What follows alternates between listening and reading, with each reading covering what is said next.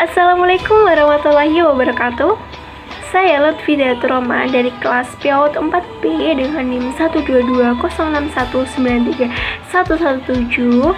Di sini saya akan mempersembahkan video untuk memenuhi ujian akhir semester mata kuliah Edutainment PAUD yang diapu oleh Ibu Reni Sulistina MPD. Nah, pada video ini saya akan menerangkan dari hasil resumen saya selama 1 semester ini. So let's check it out. Yang pertama yaitu ruang lingkup materi Edutainment PAUD. Kata edutainment terdiri dari 2 kata, yaitu education dan entertainment. Education yang artinya pendidikan dan entertainment yang artinya hiburan. Jadi, secara bahasa, edutainment dapat diartikan sebagai pendidikan yang menyenangkan.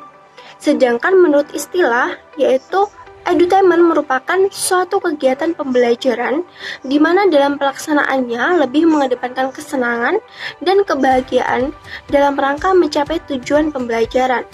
Dengan kata lain, belajar dilakukan dengan cara yang menyenangkan, bukan sebaliknya, membosankan dan dalam kondisi tertekan. Nah, untuk tujuan edutainment itu sendiri,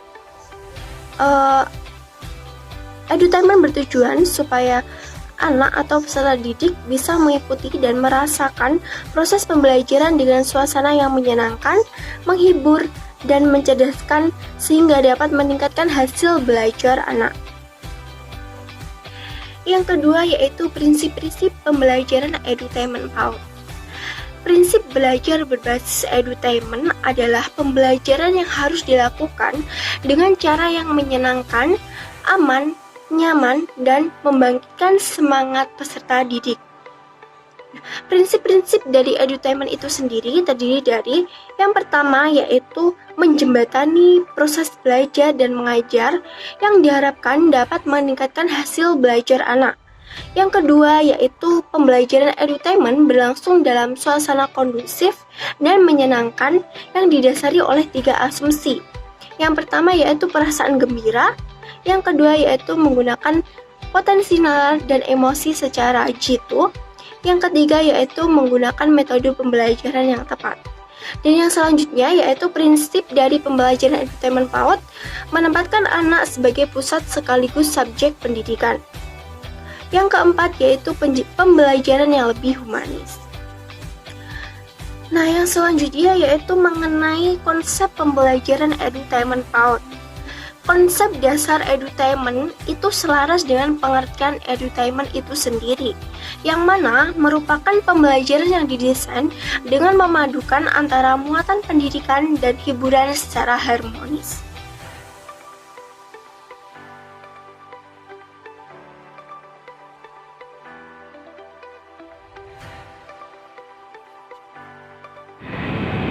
Metode pembelajaran Edutainment PAUD. Menurut Pangastuti, ada beberapa macam metode di dalam strategi Edutainment PAUD. Di antaranya yang pertama yaitu metode bermain. Dunia anak merupakan dunia bermain. Bermain memiliki peran penting dalam mengembangkan segala aspek perkembangan pada anak. Nah, dari bukunya Mulyasa tahun 2012 pada halaman 183 sampai 186, di situ dijelaskan bahwa bermain ini dapat dilakukan di dalam ruangan maupun di luar ruangan. Yang kedua yaitu metode karya wisata. Metode karya wisata ini mengajak siswa atau anak keluar kelas dan meninjau atau mengunjungi objek-objek lainnya sesuai dengan kepentingan pembelajaran. Yang ketiga yaitu metode bercakap-cakap. Nah, dalam kegiatan bercakap-cakap ini, tiap anak terlibat dalam kegiatan yang mana anak membicarakan segala sesuatu yang ia ketahui, yang ia miliki, dan yang ia alami kepada teman, sebayanya, atau dengan guru. Metode ini sangat bagus untuk perkembangan bahasa anak. Yang keempat yaitu metode bernyanyi. Manfaat dari metode bernyanyi ini dapat membuat suasana menjadi riang dan bergairah sehingga perkembangan anak dapat distimulasi secara optimal. Yang selanjutnya yaitu metode demonstrasi. Metode demonstrasi atau biasa disebut dengan metode eksperimen. Metode eksperimen ini dapat membantu anak untuk meningkatkan daya pikir anak, terutama dalam meningkatkan kemampuan mengenal, mengingat, dan berpikir evaluatif. Yang keenam yaitu metode bercerita. Metode ini bermanfaat penting bagi pencapaian tujuan pendidikan anak usia dini. Bagi anak, mendengarkan cerita yang menarik, yang dekat dengan lingkungannya merupakan kegiatan yang sangat mengasyikkan. Guru TK yang terampil bertutur dan kreatif dalam bercerita dapat memanfaatkan kegiatan bercerita untuk menanamkan kejujuran, keberanian, kesetiaan, keramahan, ketulusan, serta sikap-sikap positif lainnya dalam kehidupan lingkungan keluarga, sekolah maupun di luar sekolah. Yang ketujuh yaitu metode proyek.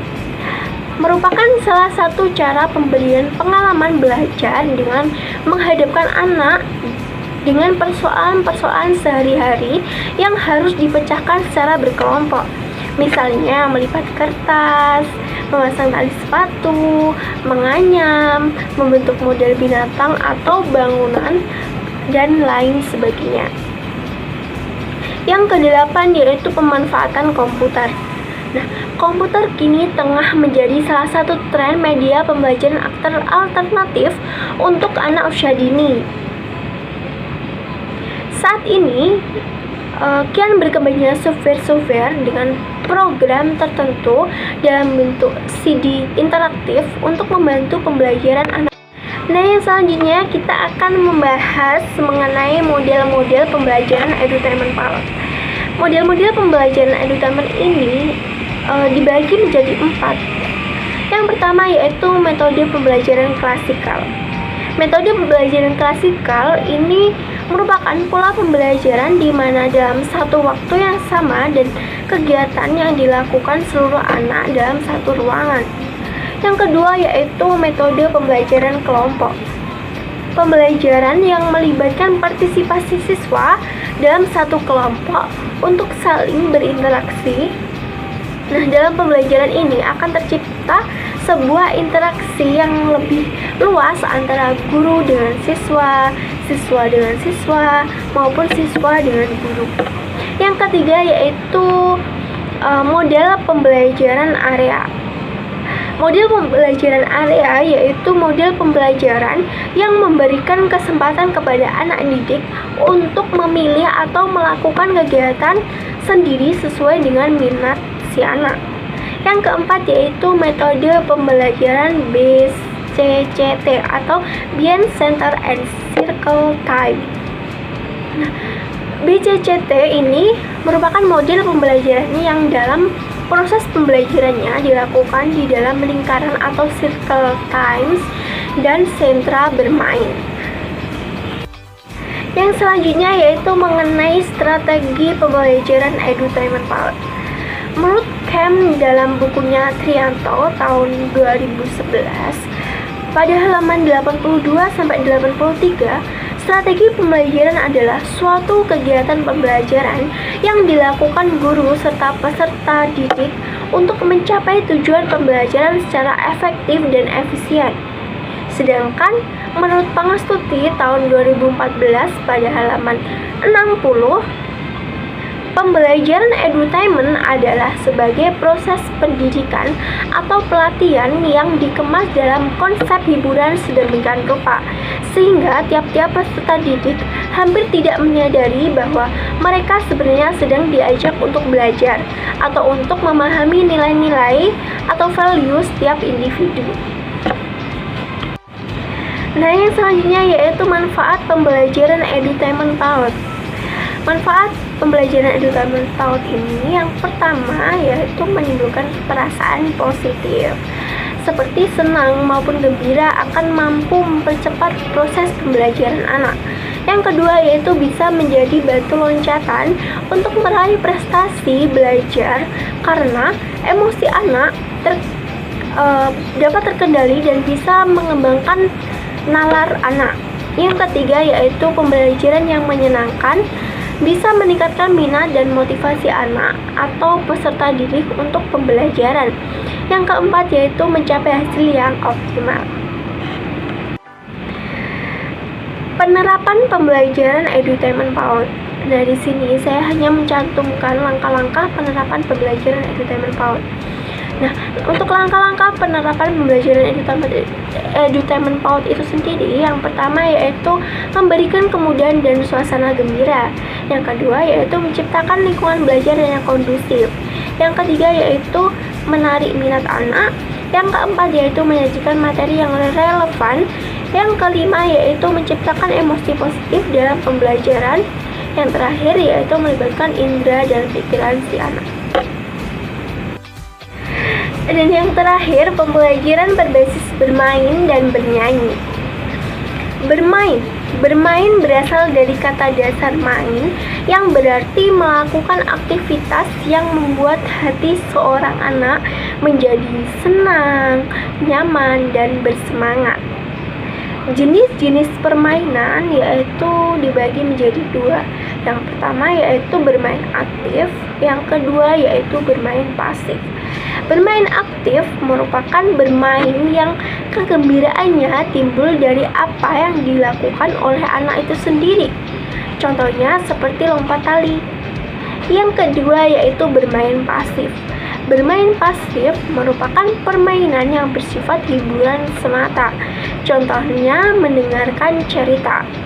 Nah, untuk contoh permainan berbasis edutainment itu sendiri sebenarnya ada banyak, namun di sini saya hanya menyebutkan satu, yaitu bermain sentra bahan alam, yang mana anak diajak bermain menggunakan atau melibatkan bahan-bahan atau benda-benda yang ada di sekitar anak.